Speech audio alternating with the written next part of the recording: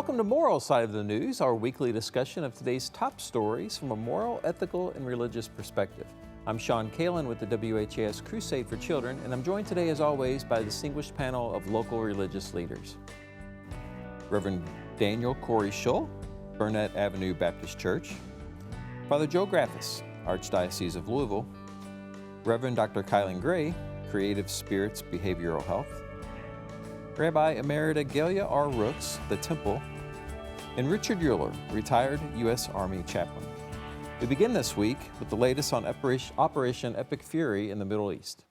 Overnight, Iran launching new strikes on Israel. These apparent cluster warheads seen falling over Tel Aviv. Israeli officials say an elderly couple in this building were killed by shrapnel from a missile interception.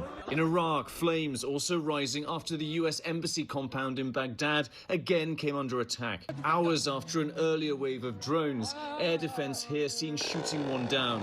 Meanwhile, the U.S. taking new action in the Strait of Hormuz, dropping multiple 5,000-pound so-called bunker buster bombs on hardened Iranian missile sites along the strait that could be used to target ships. But the waterway remains virtually shut down, choking off global oil shipments. US allies in Europe are refusing President Trump's request for military help reopening the strait, saying this is not their war. In Tehran, the regime shaken after Israeli strikes killed 2 of its top surviving leadership. Iran now confirming the death of National Security Chief Ali Larijani, widely seen as one of the regime's de facto leaders. Also killed the commander of Iran's feared Basij militia. Both were key in the violent crackdown on Iranian protesters in January that killed thousands. I would argue the death of Ali Larijani is just as significant for Iran as the death of Ali Khamenei, the former supreme leader. This alone won't make it collapse, but I don't think that Iran can continue to lose leaders at this level for weeks on end. Their bench is growing shorter by the day.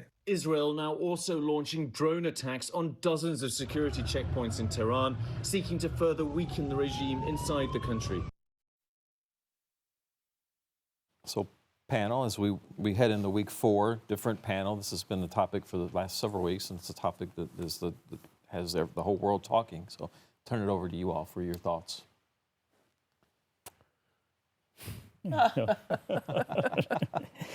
Well, Army chaplain. Let the Army chaplain go first. I may not be the most popular person around, but I said 47 years and 42 Iran back attacks in the making later. You know, how many times do people need to be slapped in the face, you know, before they've had enough? Because this is, it shouldn't have gotten that far, really. And so this is the start of something that probably needed to be done 40 plus years ago. And I would have been involved in it. So, but no, we did different operations. And the thing about the other thing too is this pre-authorization. You know, does Congress need to give their seal of approval?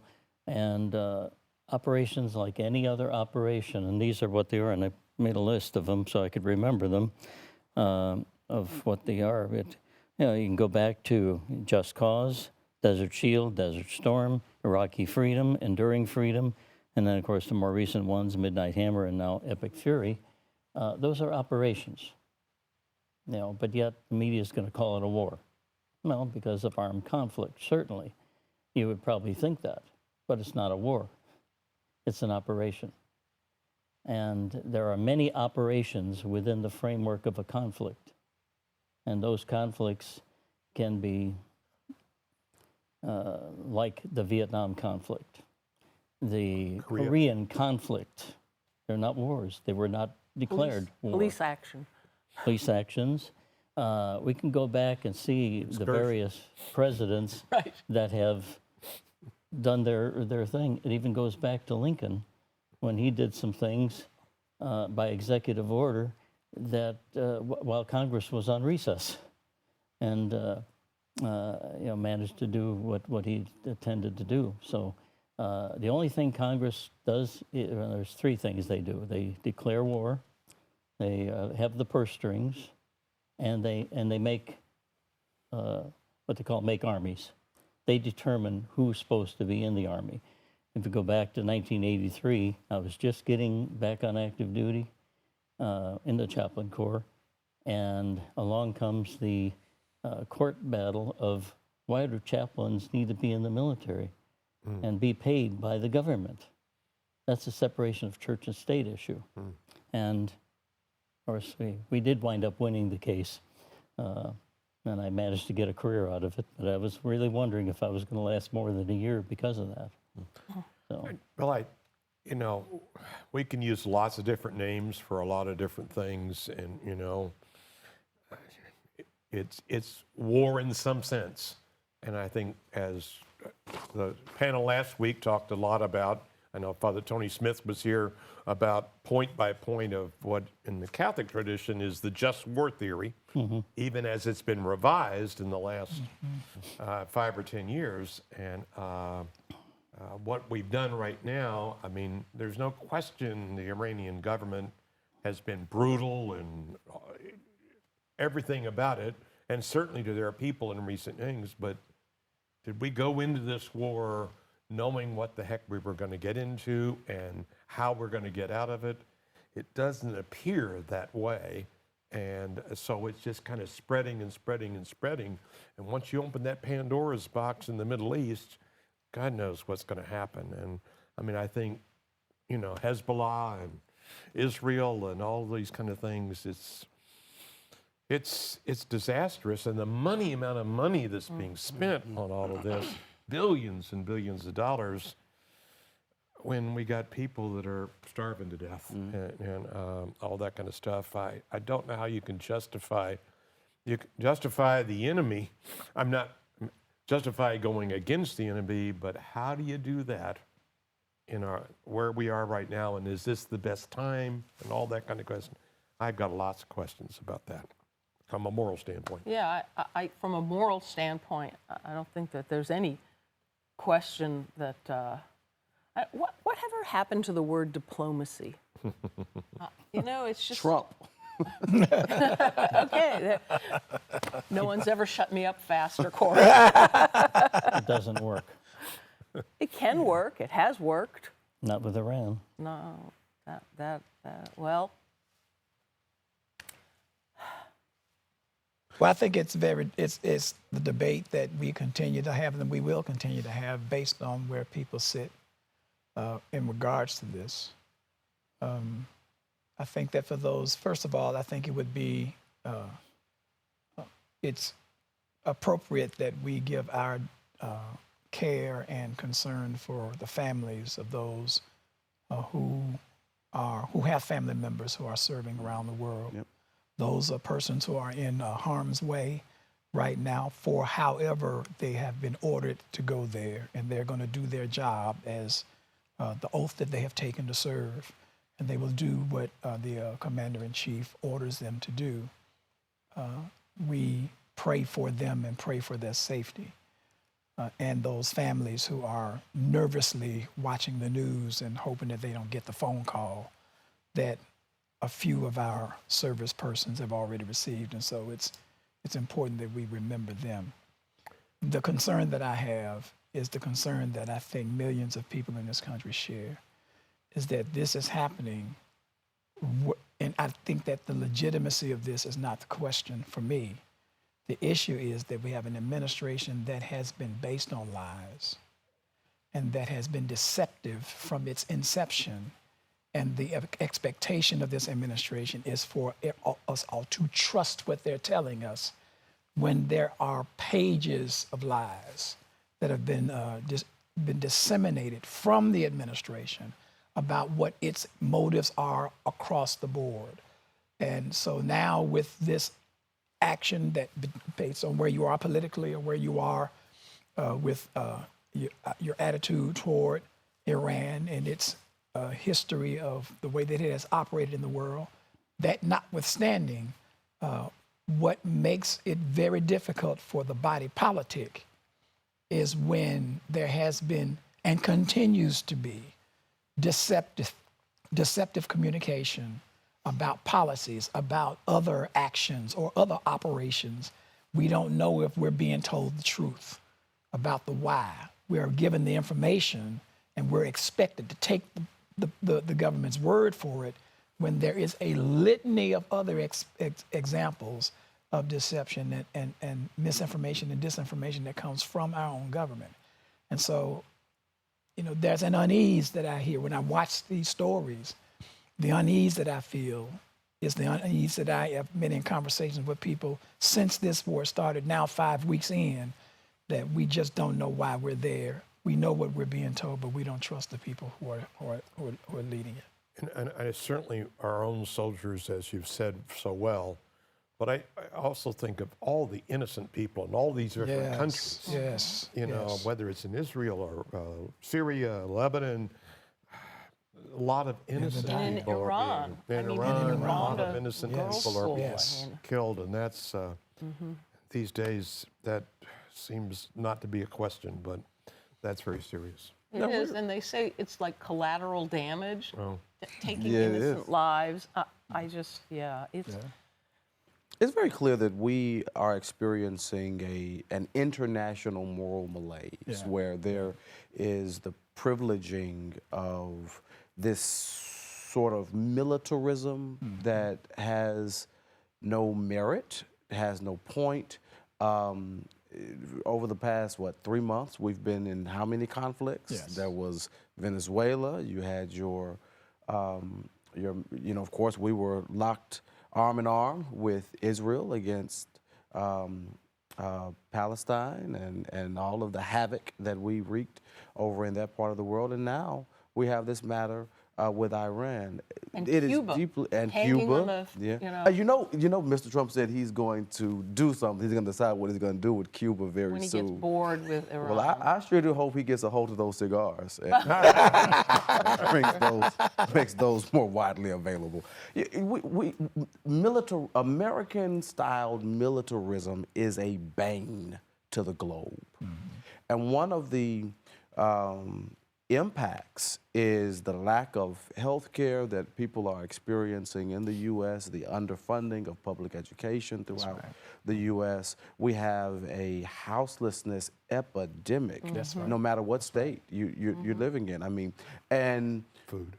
The priority of this nation and its leadership is to police the world. When will America learn that America is not the police of the world?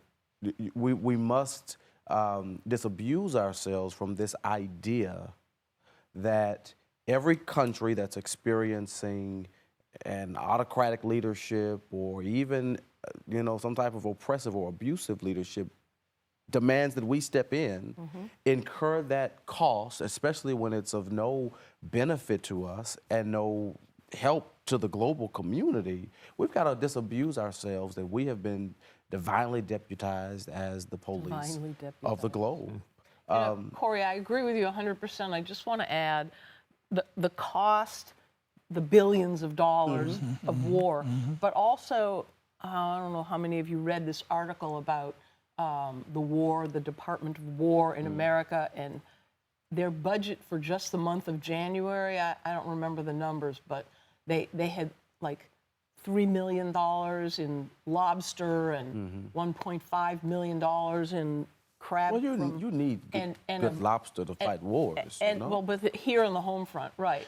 And a Steinway grand piano to some general. And, while they're eating the lobster and clams, I want them to tell me what percentage of America's children go to bed hungry every night. While you're spending literally millions and millions, added up to $1 billion in excess. In part, this is the fault. Taxpayer money, sorry. And it is the responsibility and the fault of taxpayers, because American taxpayers and American voters put the billionaire class in political leadership. I mean, there is no reason, no justification that a person of the likes of a Donald Trump should ever have held the highest office of the land. And we know that he wouldn't have had there not been a black president. Trump is a response to Barack Obama. I hate it Absolutely. when Which is people why say he is that. so. It's the truth. It's the It's I mean, true, it's but the I fact. hate the it. reality. You would I never, know. you would never have had reality. a And Trump without a Barack Obama because he tried it before. I read a recent poll of MAGA devotees in the light of the war and the gas prices and all the rest of that, and they're still, I know. I don't remember what it was, like 90% or something of them are still supportive of Trump. And it reminded me of when he was first running, and my followers, it's a cult. My followers would fall. I could shoot someone dead on Fifth Avenue, and they would still support me. Yep. All right, well, let's move on. I think we probably spent the whole show talking about your feelings. I think we've discussed Iran pretty well. I so think we got some more to discuss about it. This is a big issue. let's go on to, we begin March Madness this week. And I'd like to use it as a starting point to have a discussion around the current state of college athletics. We had some good pre-show discussion about it. So we have the compensation of student athletes now. We have the transfer portal with bidding wars, schools playing dirty to get other players. We got gambling now involved, the pressure that puts on 18 to 20-year-olds. And what is the true role of education in this whole process of a student athlete? So I'd like to get your thoughts just on that and how we should handle March Madness. Nobody cares about education. They don't. We have found another way to feed our capitalistic appetite, and we are now doing it through so-called student athletes. And we're doing a disservice to those young people because we want our teams to win. And so we throw all this money at these kids, and we turn a blind eye to their formation as thinkers and as citizens, which is the goal of education. Well, and education too, and then with all the money that goes around here, I mean, it's like with the whole transfer, I mean, I think it's just corrupting everything in the whole college. I don't know how you coach when you've got all these players coming in from Oshkosh, Bagosh, and everywhere else, and they're getting money all over the place, and you got to keep them all happy, or they're going to flip to another school. And some of these guys are in 6 schools in 6 years. Yeah. I mean, how do you get an education out of that at all? Our credits get passed. I mean, I think it's really going to ruin college basketball seriously, and I don't know where it's all leading, and especially the top, the Power Fives. But schools like Simmons or Bellarmine or those schools, there's no way they can compete. There's no way in the world they can compete with all this money. Money is the issue, and it is the moral realities that this is bringing up within a larger culture of which we no longer call things what they really are. We're talking about greed, and we're talking about corruption. And now we're in an American context where we see it and don't call it what it is and don't address it for what it is. No one's talking about greed anymore. And this is not only just in college sports, but this is endemic within American society. Amen. Capitalism is king.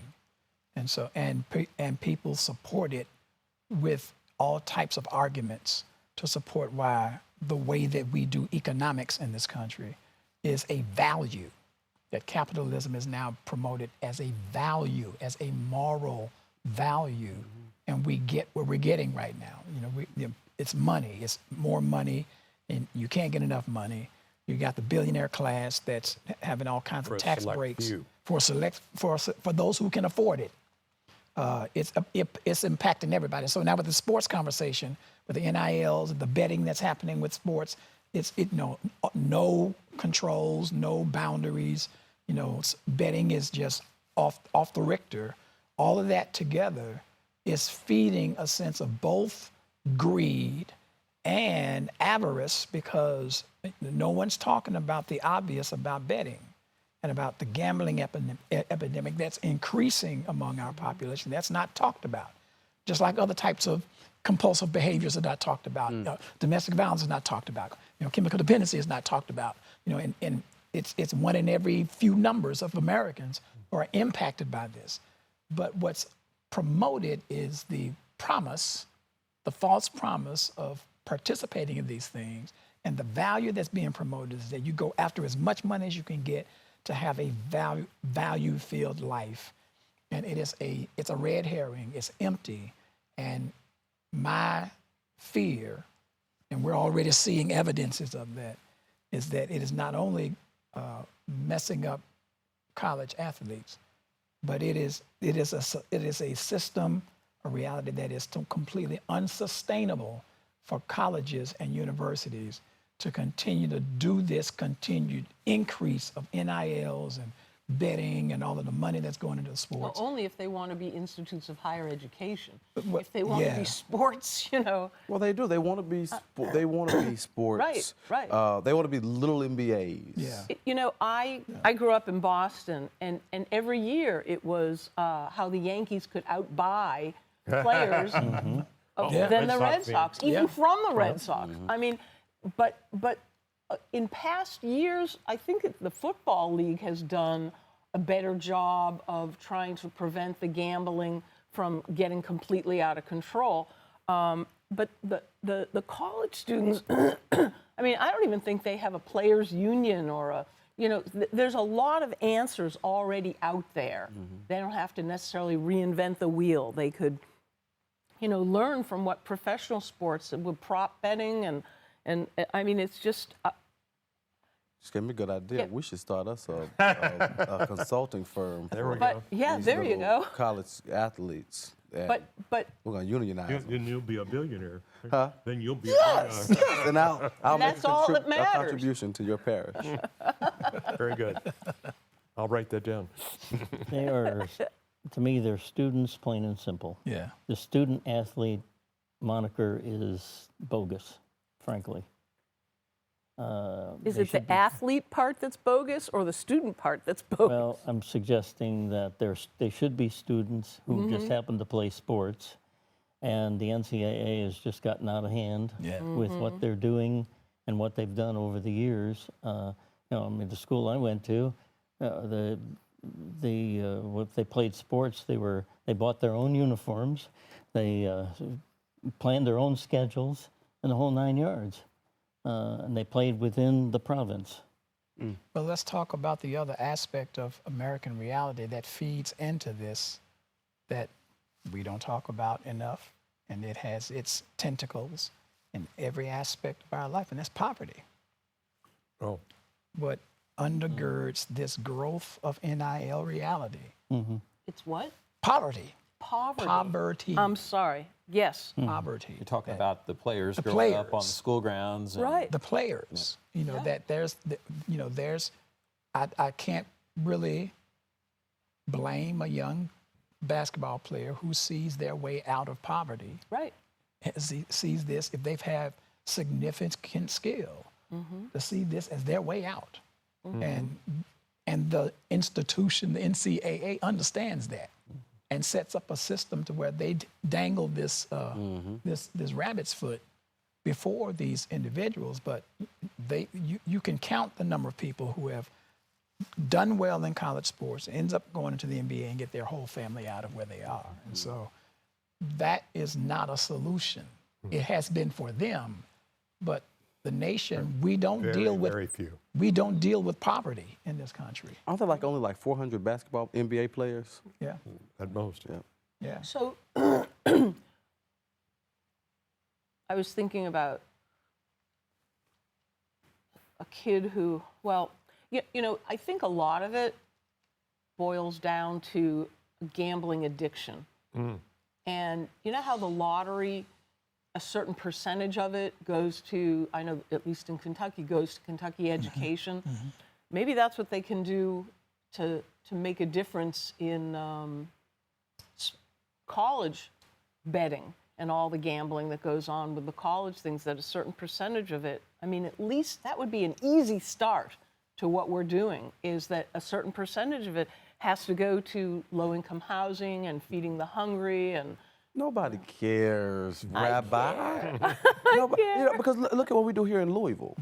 I mean, no expense was spared to build the Yum Center, and one of the reasons was so that U of L would have a state-of-the-art basketball stadium in which to play, and Football too. But when you look at the academic side of U of L, they're struggling. They're not paying professors what the market rate is across the nation. They are losing brilliant people almost by the day. But the focus, not only, and I'm not speaking necessarily primarily to the administrators at the University of Louisville. What do you call is it the Booster Club or all of the alumni associations?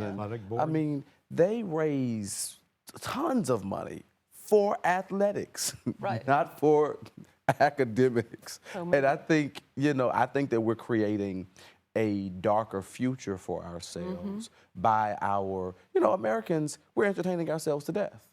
Whether it be through entertainment news, not speaking about WHAS, Mr. Sean. Whether we talk about athletics, whether we talk about this reality show industrial complex, if you want to call it that. We're entertaining ourselves to death, and we're dulling our minds. It's escapism. And it's escapism. We're not preparing the next generation to really be the broad, expansive, intellectual, spiritual critical beings that they can be. Yes, most definitely. Yeah, we knew we were in trouble when a coach makes infinite more dollars than a professor. You were right on target there. Yeah, they make a lot of money. I should have been a coach. And a lot of the academics in many of these universities are really concerned about that. But, I mean, it's not just at the top level, the Power 5 schools, but I mean, I worry about it, having been a former campus minister at Bellarmine, how that affects. They went to Division I. I'm not sure that was a good thing to do in lots of ways, except they thought they would get more money. But now they're get me hired as the coach. Spend more money. Free agency and the pros really ruin things because of the $1 million contracts. I wonder if Father Graphics can get me on as the coach at Bellarmine. You have to fight Scotty's son. Well, But you can have salary caps. And they've instituted that. Isn't there like a $20 million cap now? It goes in just $20 million. So low. Anyway. It's like with rabbi and Baptist ministers, there's a salary cap on how high they can go, right? In our Unofficial. You're right. Thank you to our panel today. Thanks for a great conversation again. Reverend Daniel Corey Shull, Burnout Avenue Baptist Church. Father Joe Graffis, Archdiocese of Louisville. Reverend Dr. Kylan Gray, Creative Spirits Behavioral Health. Rabbi Emerita Gelia R. Rooks with the Temple, and Richard Euler, retired U.S. Army chaplain. That'll do it for this week's edition of Moral Side of the News. We'll see you again next week. Have a great week.